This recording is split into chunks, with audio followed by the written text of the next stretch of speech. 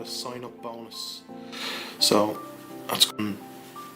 You send it to your Binance account, so then you have your base currency. So you have your graph, you have your order book, and what else do we have? You have all your graph tools over here. Original graph, if it decides to load.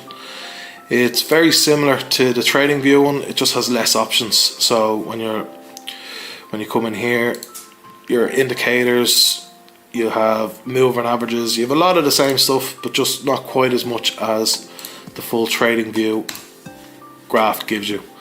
As you see here, you can actually, you have a search function and there's millions of different indicators. You'll have to decide yourself what you want to use there.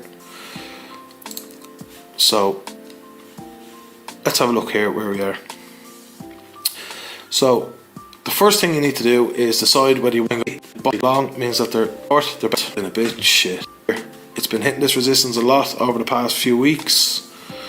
If we zoom out, I only have it on 5 minutes. So if we zoom one right back then, quite tight.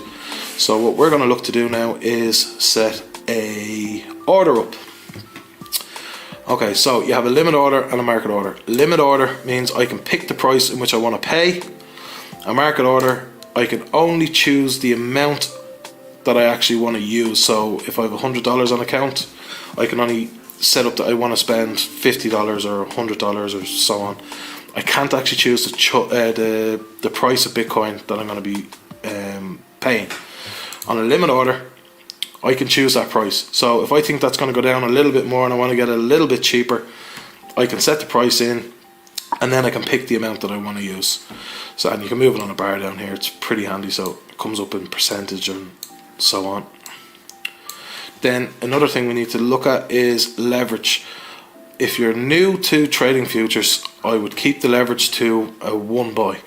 That just means that if you have a 2% take profit and a 1% loss and you bet at $100, you will gain $2 and potentially lose $1.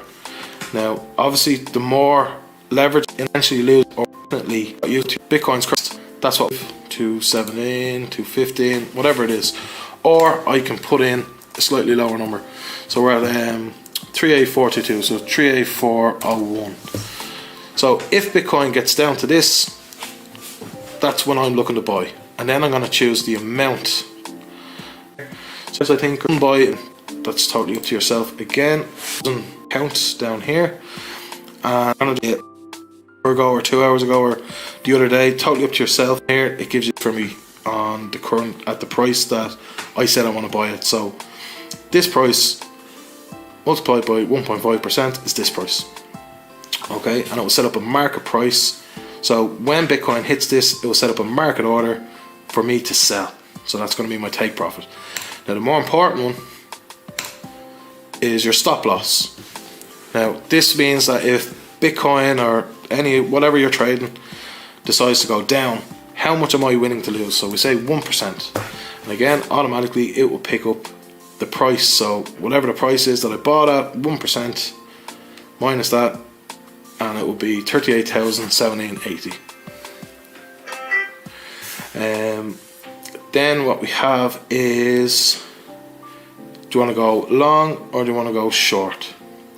Now we've already decided that we're going to go long, so we will hit the buy long. And what happens is then you'll get an indication up here on the screen, and it will tell you, is this what you want to do? And you go yes, and then straight away what you will get down here is an open order. There will only be one, and that will be you're willing to buy Bitcoin at,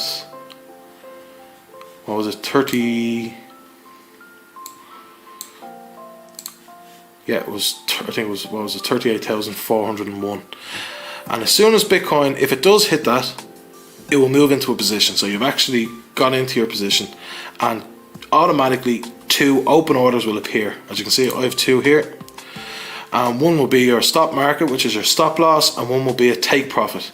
So I've set up my previous one here of a stop loss at 38150, and a take profit at 42.35. Now you can see the two different prices here. What it is, I actually set up that it will close my full position if Bitcoin gets to 38,150, and this one here will actually take profit. It's only a half take profit, so it will take half my position and sell it, and I'll hold on to the other half, which will be opened up. So that's how you set up a order and a take profit and a stop loss on Binance. Thanks for watching, and I'll catch you on the next.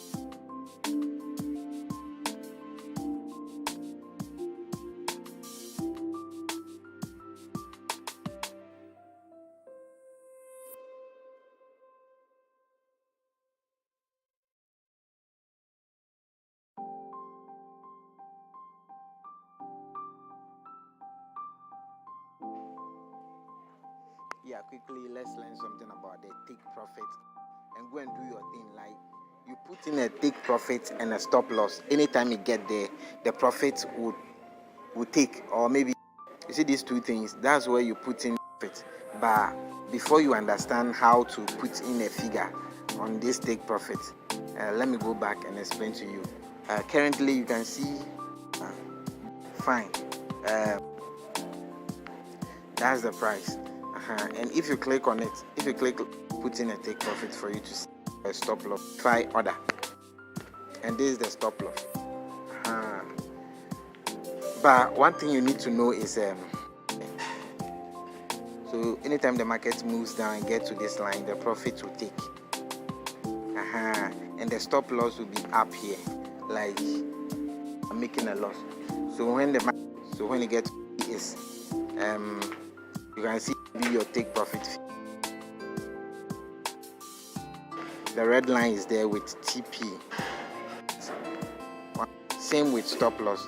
Maybe we want our stop loss, so that will be our stop loss. Let's go and check it.